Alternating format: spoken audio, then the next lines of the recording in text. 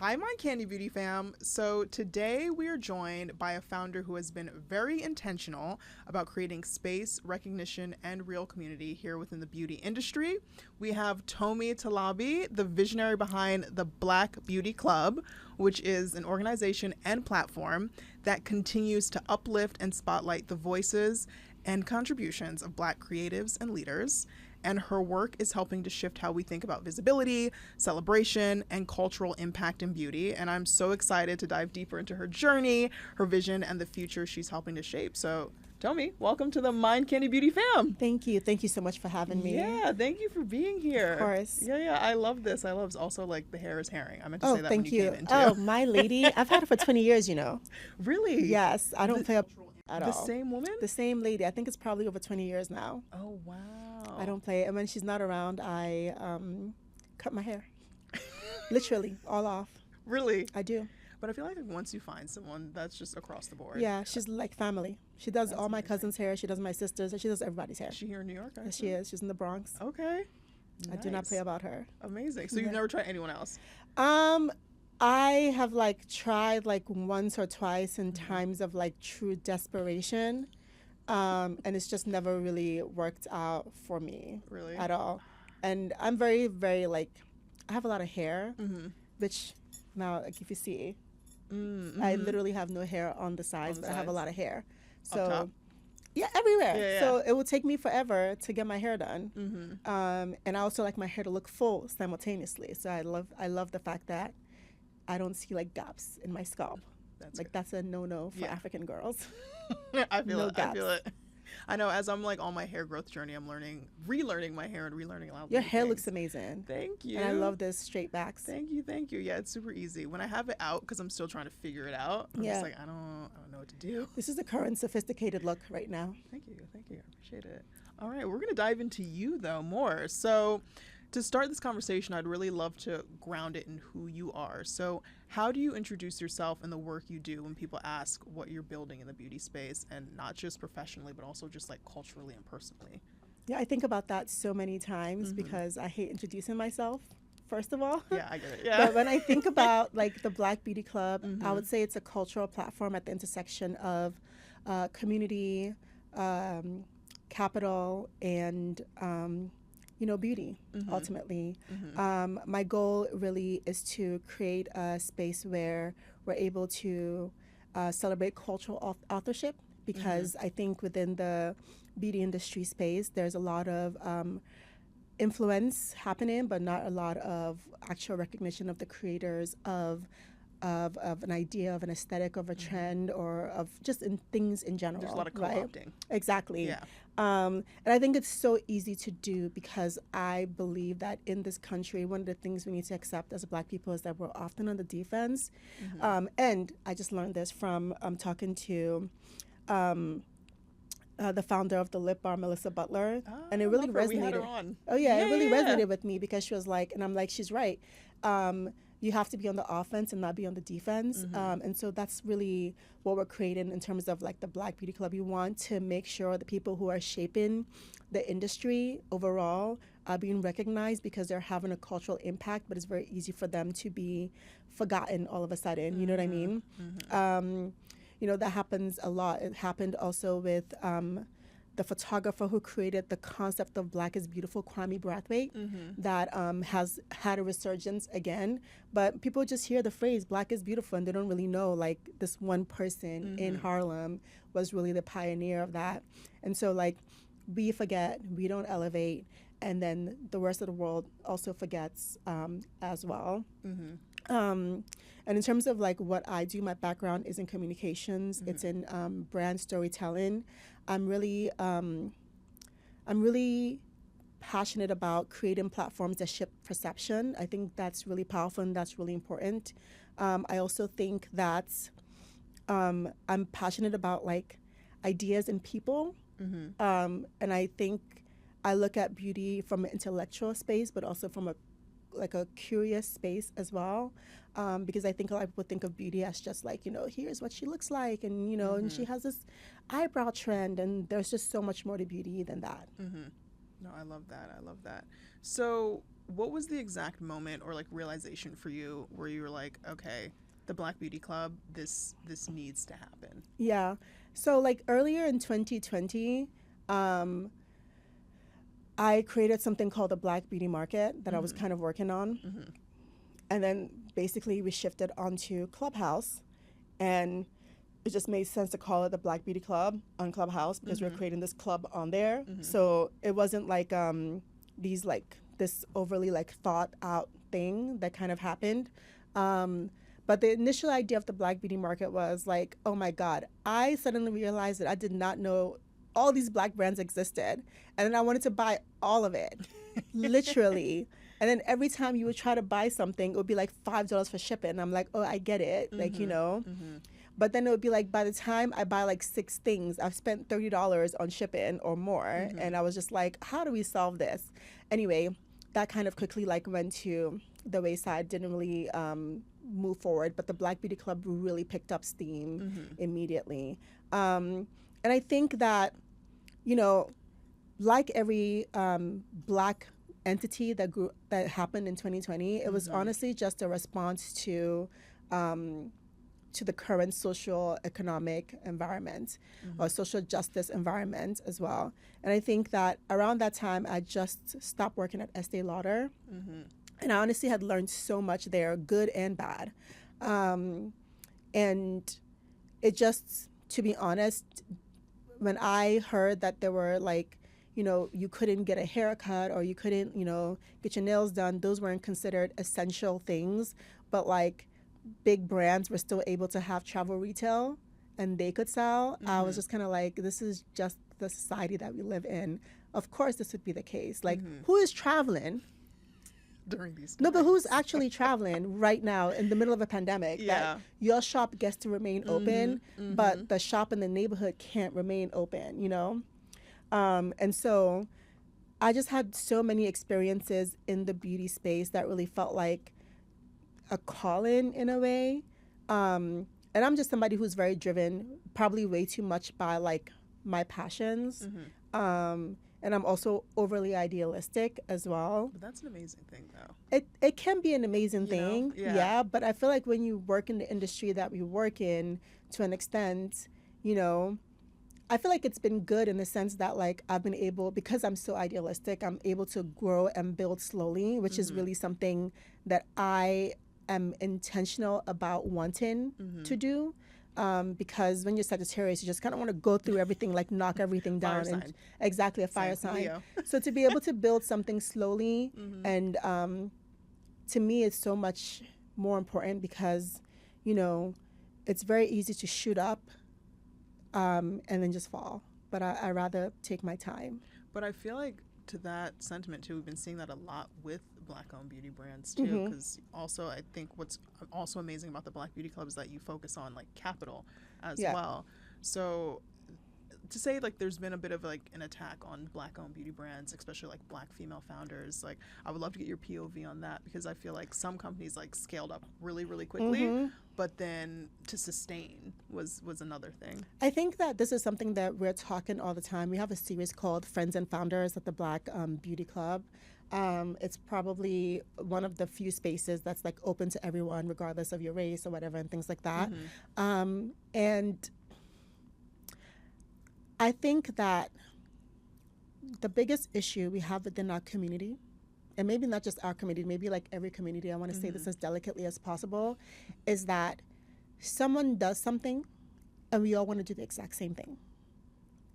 If someone is able to raise this much money, blah, blah, blah, I should also go and raise that much money without not recognizing the weight of what it is to raise money from VC and what that means for you to scale quickly and to have a return on investment for them within the next year or 2 or 3, right? So I see a lot of that happening all the time. I feel like no one is patient. Nobody wants to take their time to build something, you know, have 2 products that people really love, i.e. like Le Prunier. Like that brand has like 3 products. And I think when I first found out about the brand, it probably only had just one, which is the plum oil. And just take your time and, you know, define success for yourself as opposed to what the industry tells you is success. I think one of the ones I also come back to all the time is the black owned brand that makes makeup, it like has a lot of Nubian things on it. I always forget Juvia's the name. Place. Juvia's Place. Like Yeah. no one ever talks about Juvia's Place. You know what I mean? But Juvia's Place is doing so well. You know what I mean? Another one is Camille Rose. Yep.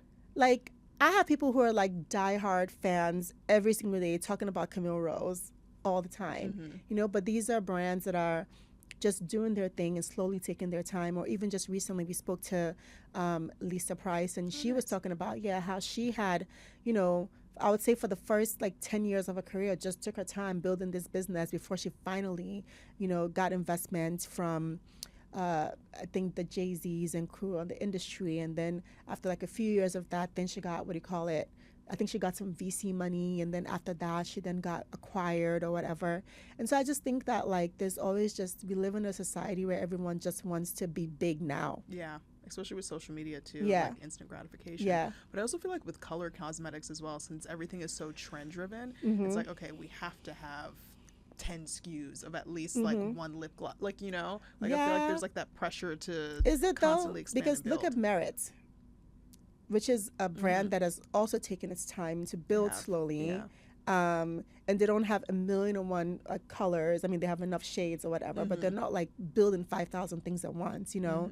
I think that at some point you have to be the decision maker of how your brand is going to be and not what the industry tells you it needs to be. Agreed. Yeah. Yeah. I feel like that is what makes you sustain long term. Yeah. Listening to your own vision. Exactly. So the Black Beauty Club has quickly become a cultural touch point for community visibility and that recognition. So what do you think people misunderstand the most about building platforms specifically centered around Black beauty? I think that a couple of things. I think the first thing is that when people think about Black beauty or creating something from Black beauty, they think that it's a limiting situation. Like you just limit it to this idea. But the idea of Black beauty is actually pretty expansive. Like even the idea of Blackness is such an expansive way in which we show up, right? Or diaspora. Across the diaspora, first of all, incredibly global, literally on every freaking continent. Also comes in such a wide shade of range of skin tones, even sometimes white skin tones as well. Hair textures is also incredibly wide, way all the way from 4C, kinky, to like wavy or whatever. All of those things are Blackness, right? And so Black people come in so much range that just focusing on that is not necessarily a limiting thing, but it's actually a pretty expansive way of just reaching a really diverse group of people, you know? And then the other thing too is that I think that people don't reciprocate as much in terms of when you're doing something that's community related. It's a two-way street all the time. And so you're giving back to each other all the time. So and I also feel like too, like when like tapping into brands and certain things like that, like how do you show that there's an ROI within this community? It is actually pretty hard because, and the reason why it's hard for me, it's not hard because of them, it's hard because of me. Because I have really, I want to make sure things are valuable to the brands that we work with. So that's one. But two, I'm also very interested in making sure the brands that we're working with are also valuable to my consumer or to my audience or to as well. So I'm not just collaborating with brands or working with brands because they've given me money. I think that's where my idealism comes out a lot, especially in the beginning of 2020 when many people were just like, you know, here, take whatever. So you're not just taking money I definitely to take wasn't money. interested in Like taking. no. No. I didn't want to take that at all. I just felt like it was more important to like cater to the community and focus on the community and figure out where we are and where we stood. I think now we partner more with brands, but even when we partner with brands, I'm interested in brands that are already making an effort to reach this community. How do we get them to activate in a way that's meaningful? And I think realistically, you know, a lot of brands, which I talk about this all the time to them, is that, you know, they want to activate during Black History Month, and then that's their one activation. And you can't activate that way if you want to like really build loyalty or have people stick around with you we need to collaborate more than once, more than twice, because it's all about resonance, right? And people don't really think about resonance when they think about the Black industry or just the beauty industry. And it's really, I don't know, not smart for them to like operate in that way.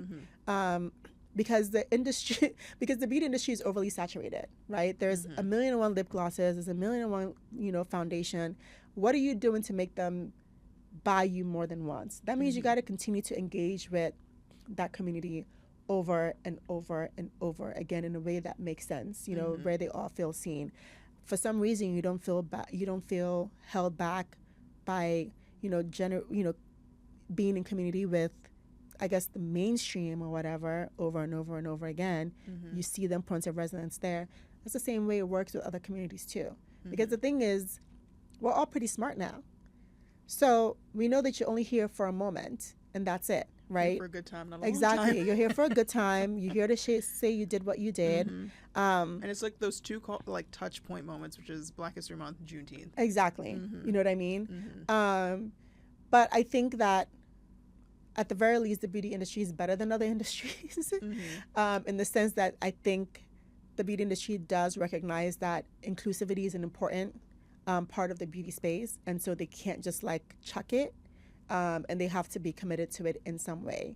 And so for me, and I think where the Black Beauty Club is able to be beneficial to brands is that like, we're not an overly saturated place. You're not going to come to a Black Beauty Club event and there's like 1,000,001 brands within there. If that's the kind of event that it is, then that's the kind of event that it is, But, it's intentional. It has to be intentional. When we did our Black Beauty Talks and NARS sponsored it, that was hugely beneficial to them. That was an amazing event. Yeah, and people really got the chance to try NARS, and there wasn't a competition between NARS and 5,000 other things. I know some people are kind of like, oh, we want to try and see everything. We do not have the attention span for that. You're like, this isn't a trade show. Yeah, it's not a trade show. You know what I'm saying? It's not a trade show. So we don't have no one has the attention span for that. I want people to like build something with a brand. I want people to like really resonate with the brand. Like, for example, we're doing a lunch for Eid with La Mer. Yes, I saw. It's a brand that I was a Bobby Brown. La Mer was like our sister brand because we had the same president. I know the amount of effort that they have made within the Black space as well as the Muslim space as well. So it really made sense for us to collaborate with them. And so we're going to have like a beautiful event together and it's going to be focused on some of their rituals. I'm really excited for it. And I think it's a great opportunity for this community to really connect with La Mer. I think a lot of times people feel like the Black demographic does not spend that much money, but they do. They do it on so many different things. And so if you're engaging with them, they will reciprocate. Yeah, I feel like once we're locked into you, we're locked into you. As exactly. long as we feel that reciprocity back. Exactly. So I'm excited about that. Yeah, no, it looks great. Yeah, I saw it. I was like, I feel like people are going to love this event. They're going to have a good time. I just spoke to the girls today and they have a fab idea and I'm just so happy to be doing this. I'm working with Erin and Ashley on this. Erin, who I've known from her time at Clinique and I was at Bobby. And so it's just really good synergy in terms of post-Ramadan restoration and renewal and so on and so forth. I don't know. I've always loved La Mer. Always. Yeah. No, I love their moisturizing cream. I love that, what do you call it? That secret sauce. I mean, she's expensive. She is expensive. It's worth it. She's expensive. Listen, if you have that secret sauce in your house, just get the small bottle, I always say, because you don't need it aggressively, but like it's really good for like if you have like a burn or just like it's so good. It truly is a secret. Exactly. It's really the secret sauce. I don't know if it's right, but I think you just put it in your fridge so that it stays fresh. I don't know. That's my personal yeah. Like, oh no. The La Mer girls can tell me what's the best, but I think it's an incredible product. Yeah, it is. So we were just speaking about you being intentional, right? So I feel like everything that the Black Beauty Club does is intentional. The spaces, you know, where Black creatives can feel celebrated, not just included, but I feel like that celebration part is important too. So why do you feel ownership of the narrative is so important right now in the beauty industry? You know, I can't remember who it was, but it was definitely a terrible man who, I don't know, it was definitely a terrible, I don't know if it was Edgar Hoover. I'm not really sure, but it was a terrible man, terrible American man who went to war. And he said, history will be kind to me because I'm going to write history. Well, the victor is always the one that writes history. Thank you. Exactly. Right. And so I think that's what I think about all the time because, you know, I travel with my son all the time.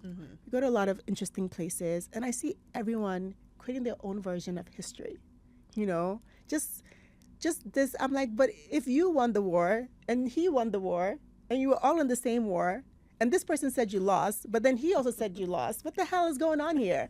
Who won this war? What's the truth? You know, I need to know the truth. So it really resonated with me is that, like, it is important for us to put things down on paper now more than ever for several reasons.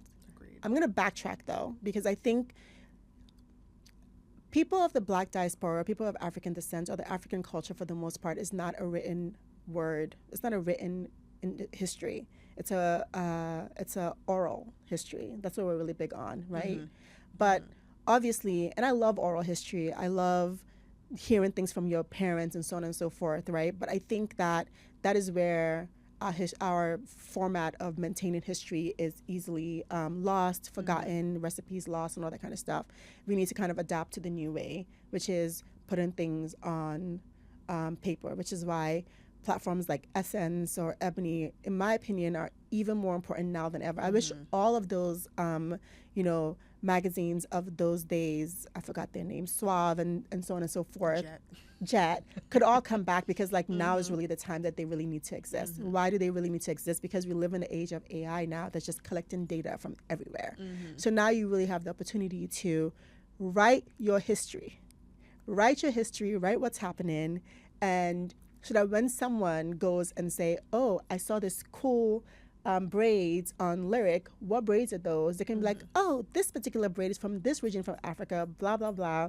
And this is how it's shown up. And no one can sit around and say, oh, these are the Boderick braids or the Kardashian braids because they don't know sometimes. No, seriously, you know what I'm saying? It's because they don't know, you know? I'm going to give them the benefit of doubt and say that they don't know. But I think in today's day and age, when people are just kind of like, oh, take a picture of this girl's hair, I like it, put it on an AI, whatever, search or whatever, and it will tell them exactly what it is and where it came from. So I feel like the time is now more than ever. Yeah. I mean, I always go back to the whole like Hailey Bieber brownie lip thing that happened last year, and so much fun. Like, wait a minute. So much fun. Yeah. But the blame goes on both parts, right? It's not just she came up with this brownie lip thing. It's because there is no also from our part cultural documentation of these things that we do. It's just so inherent to us, you know what I mean? Or when people suddenly start saying they're going to be glazing their skin, which is like lotioning their skin suddenly, you know? Yeah. Or my favorite one is, what do you call it? When white women discovered they could oil their hair. Oh my God, wait, the edge, is this the whole like, well, that's the new one. That's the new one. That's the new one. No, the oiling one was really funny because in like the South Asian diaspora, a lot of women properly oil their hair. So like they were really pissed off. They were like, what do you mean oil your hair? Like put oil in your hair. Like people have been doing this for generations. It's eons of time. Yeah, it's like it's not new. It's not new. Like I'm glad you're excited about this, but like and you know what the worst part is too is that back in the day when the South Asian women would oil their hair so much, people used to make fun of them for it. As usual, right? That's how it always goes. That's how it always goes. It's like when it's on someone else, oh, this is great, this is amazing. Yes. But it's like, because back when like braids now, I feel like everyone, like it's more commonly accepted, right? But it used to not be. No. And it's like, oh, like, are you sure you want to wear your hair like this in this space? It might be a little ghetto. But then as soon as like the Kardashians started, it's a wrap. Doing the hair, it was like, oh, this is great. Same with the nails. Yep. Same with the nails. And so, yeah, I think it's up to us to also really document those things over and over and over again, and really celebrate those things. But I think that we also live in a society where today is this trend, tomorrow is that trend. It's just everyone wants to be a core. Everybody wants to have this vibe. And I think that like we also need to, I think, I might be wrong, to be less reactive to those things. Because it doesn't really, in my opinion, doesn't really help. I think we need to be more on the offense and on the defense of this is happening, and it's well, you just stole our idea. Well, you know what? They can't actually steal your idea. You know what I'm saying? Because you have the historical back end, so you just need to be like, actually, well, this is well, you know what I mean? And this is where we need the support of, in my opinion, media, like journalists, beauty journalists, editors, like they are part of the problem. Like if you are writing something and saying, oh, the Kim Kardashian braids or the Bo Derek braids, then you are a problem. Then you shouldn't be a journalist. Yeah. It's like, where's the research history? Yeah, exactly. Exactly. Yeah. You don't do the same for what do you call it, certain Asian history or whatever.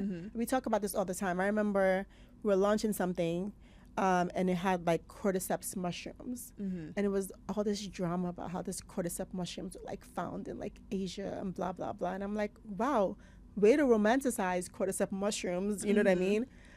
All these years of using shea moisture, shea butter. Have you ever thought about romanticizing shea butter? It's literally in almost every single product. Yeah. You know what I mean? When you're doing a fabulous trip to to Asia to go learn about this, new mushroom that you've discovered, or you go to Europe to talk about these like fields of flowers that you're now using in your product. You should do the same. Oh my God! Like we had like a peonies phase once. I was like, yes, but like go to Senegal and show the people the baobab trees. You know what I'm saying? Go to Ghana and Nigeria to show them the woman behind the shea butter industry. You know what I'm saying? Like romanticize that too. Agreed. Yeah. Ooh, I love how we're just clocking everything today. I love it.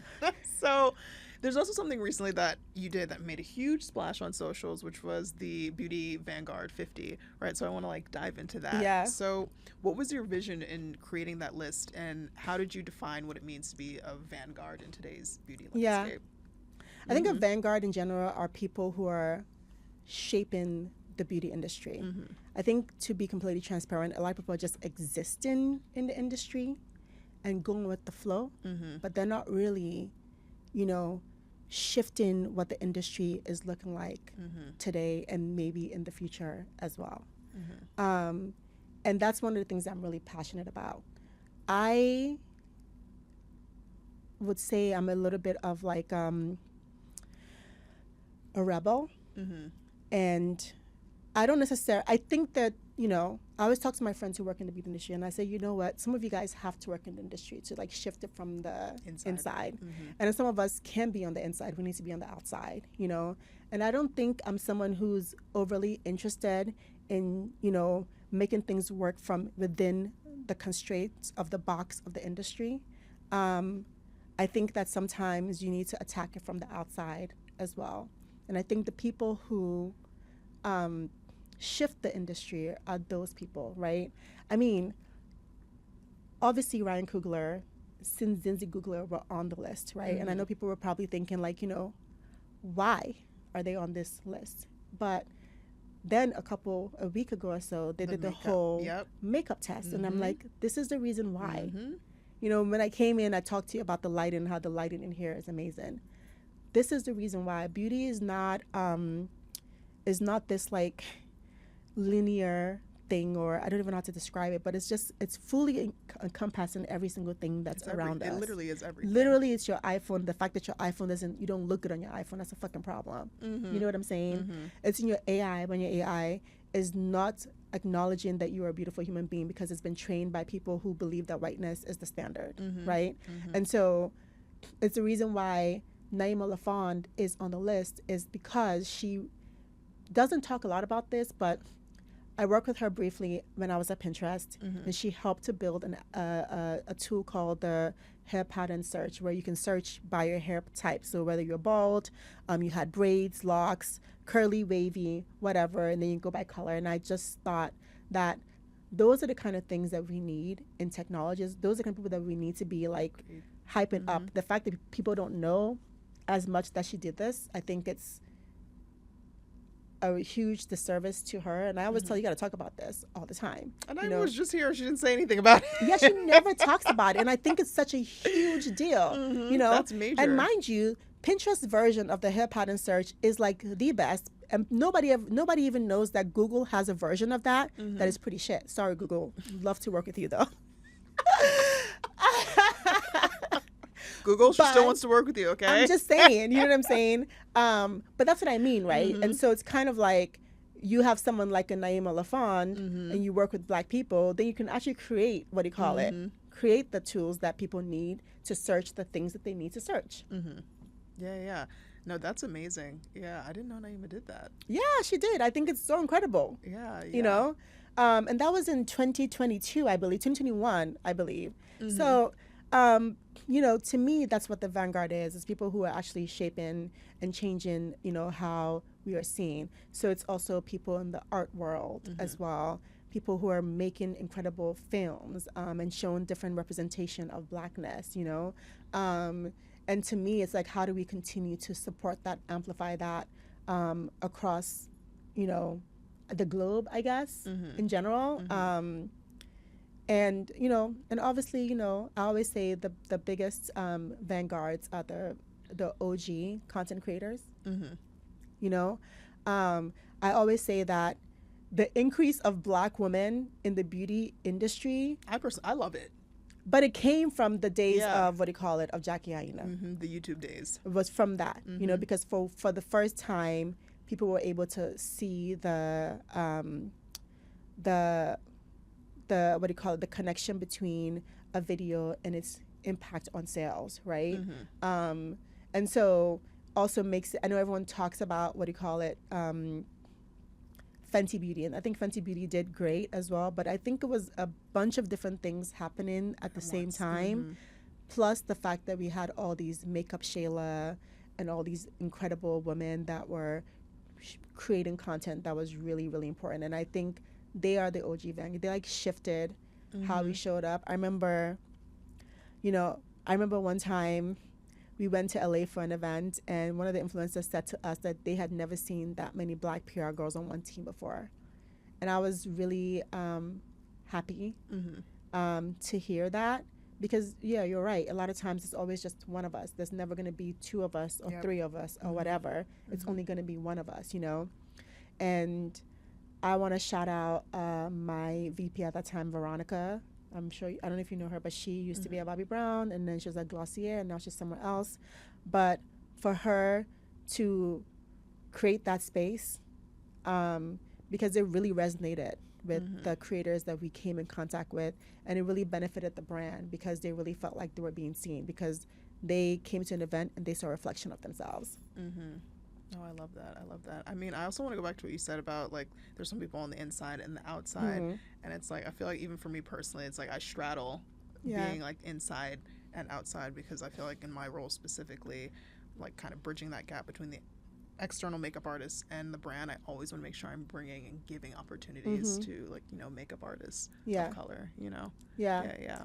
I think that's great. I feel like to be able to straddle is like it's a very beautiful skill set that I wish that I had, but it's not the one that I have. It's tough sometimes. It has to be. We're straddling. Yeah. It is. It is. It's a lot of work, but I commend everyone that's on the inside. Yeah. For sure. So I want to say, like, as founders building spaces for Black creatives, right, there's both a shared mission and individual visions at play, right? So how do you think leaders in this space can move from operating in silos to building more collective power within the beauty industry?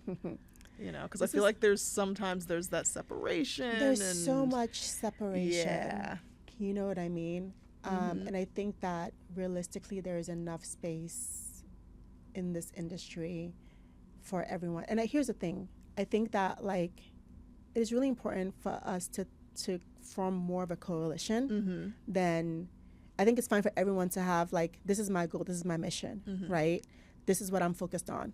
It's so important because I always say like, I cannot do everything. You know what I'm saying? I cannot do everything. So if someone is going to take this piece, then take that piece and like run with it. You know, a good example of that is Black Beauty Roster. Their focus is on getting artists more visibility, more opportunities to work in. It's such an important, what do you call it? An important like mission, right? And I think over time we've seen an increase in, what do you call it, more Black and brown hairstylists, makeup artists, doing more red carpet, doing more fashion week. And I think that's an important, noble mission that people should really be championing overall. That is not my ministry. It's not. I am like curiosity obsessed. I'm culture obsessed. I'm an intellectual. I'm very passionate about culture and community and how do I connect all those things to make an impact in the world that we live in. I'm more of like a big picture visionary person and I'm constantly figuring out the best way to like model and scale this thing down in a way that is really impactful overall. Yes, I love to work with brands and do all this like nice events for the community. That's great. But after doing that, and I will continue doing that, I'm still thinking like, are we shifting the perception of Black beauty? Are we showing how wide it is, how expensive it is? What can I do to help do that more? You know what I'm saying? Is it for me to highlight filmmakers that are showing more diverse, people to understand what that really is, you know? Like, does it make sense for a brand like MAC to like literally go on the set to support films like Sinners and really like champion that and push that for like what's next in like, you know, in film? Like how does the industry work together, you know, to do that, you know? How do we work with tech companies to make sure that they're making better cameras that work for all people? Because to be honest, again, I love my iPhone, but I hate every photo that it takes of me. You know what I mean? Yeah. I really do. And I don't want to have 1,000,001 filters. I hate filters. You know, can we talk to these filter makers to like scale back on all these filters as well? It's just so strange. Filters also slim down certain things. Exactly. Alter shapes. These filters are so anti-Black. Yeah. They're so anti-Black. But even going back to what you were saying about AI too, because remember like the whole craze where everyone was like putting in different photos and getting AI photos, and I was like, wait a minute, this slimmed down like my nose, all my features that make me me, you know, to kind of fit in with that Eurocentric standard of beauty. And then you're just kind of like, I think after a while, it just like distorts your personality. Like, do I look good? Do I not look good? Like, what the hell is going on? It distorts your perception because I feel like nowadays with social media and filters, like you look different. People look different in every photo, every space. People are altering their faces to look like filters. Like they're changing their entire face to look like filters. And it's so fascinating because I'm sorry to say, you see them in real life and they look terrible. They do not care because they don't see themselves.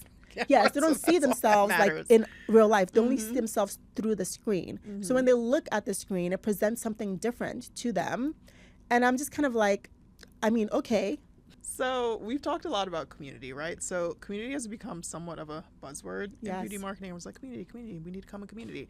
So what does real community building look like to you versus what brands often think it is? I think sometimes brands think about it from the perspective of the audience size, right? And I don't think audience size can actually be measured because I've done, for example, like, here's a prime example. I've done an event with a huge influencer.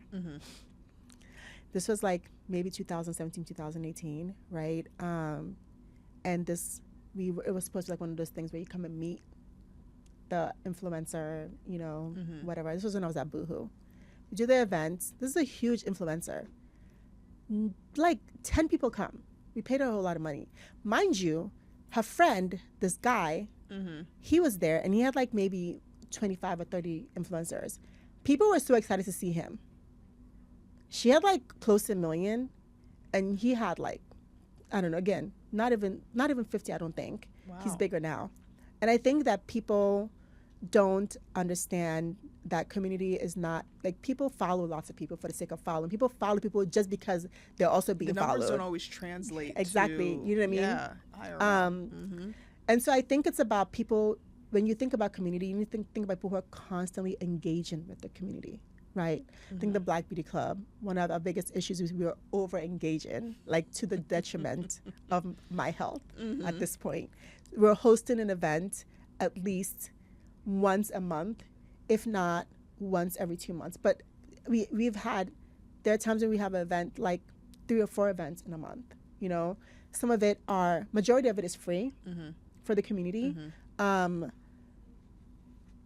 Majority of it is for the ecosystem of beauty, not just, what do you call it, you know, influencers. And we love an influencer events, right? But I think that people think that by hosting things for influencers constantly, that means that you're building community. That's not community. That's an influencer event. That's fine, right? I think that when you're actually engaging with the regular people as much as you can and giving them access to beauty and democratizing beauty, then you are really engaged. Then you're giving back to your community. Your community is giving back to you. You're pouring into each other, right? And I think that's where a lot of people miss out on.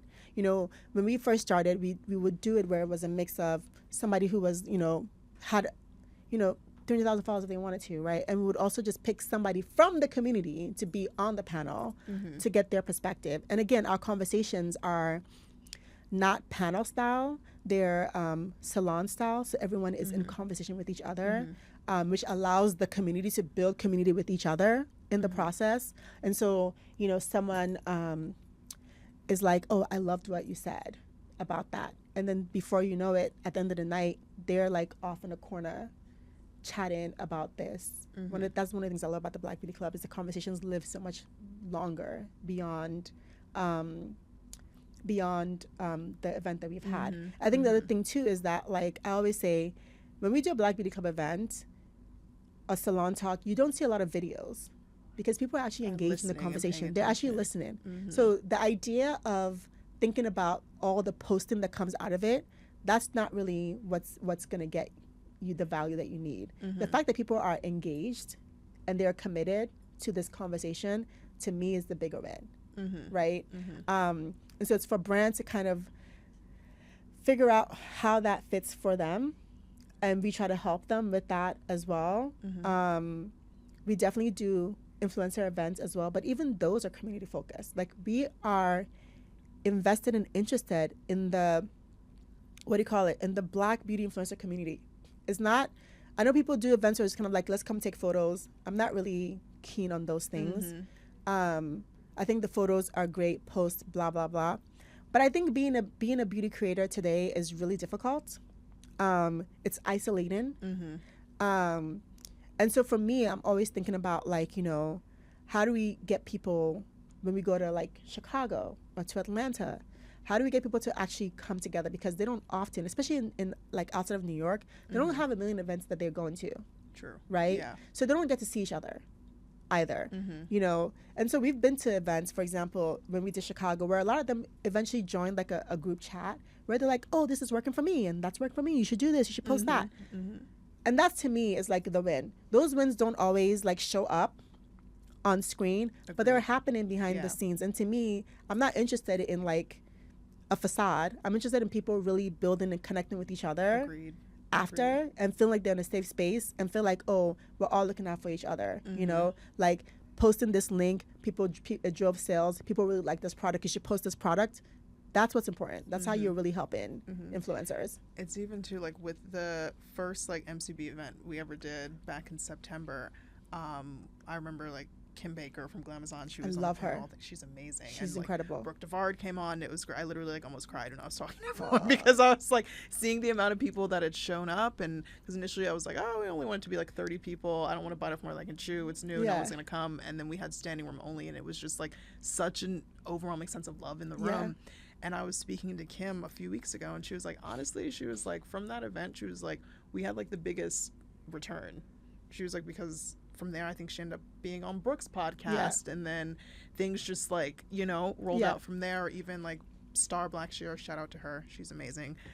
She had owned like the beauty studio that we held the event in, and then from there, like Essence ended up covering her. It's just like seeing, like, that's what matters. That's you know? Important. That's what matters. And those things are not always shown. They're not, what do you call it?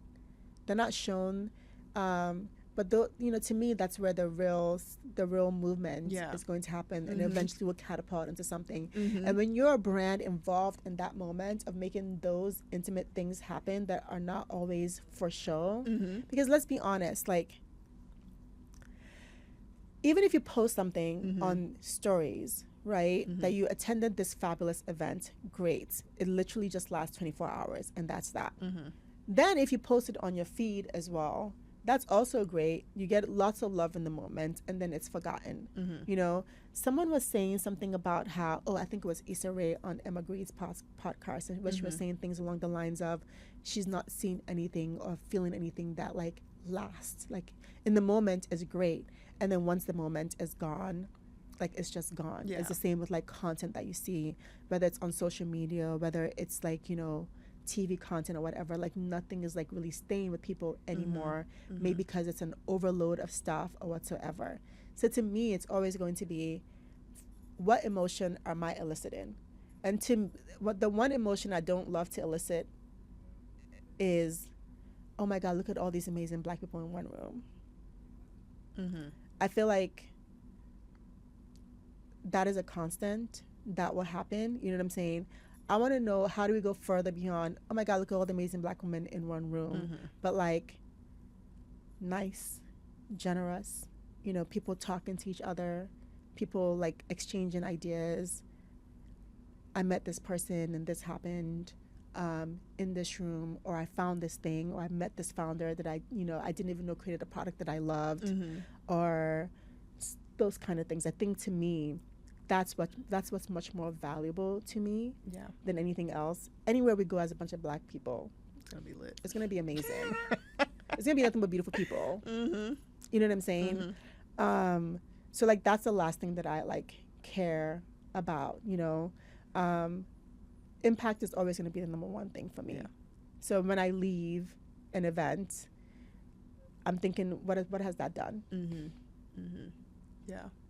Yeah, and if I can build on that in a way that's meaningful, I'm not interested in having an event just for the sake of having an event. I love that. And I think this flows seamlessly into kind of like the last question here. So, looking ahead, what's your bigger vision for the Black Beauty Club and for the future of Black beauty culture in general?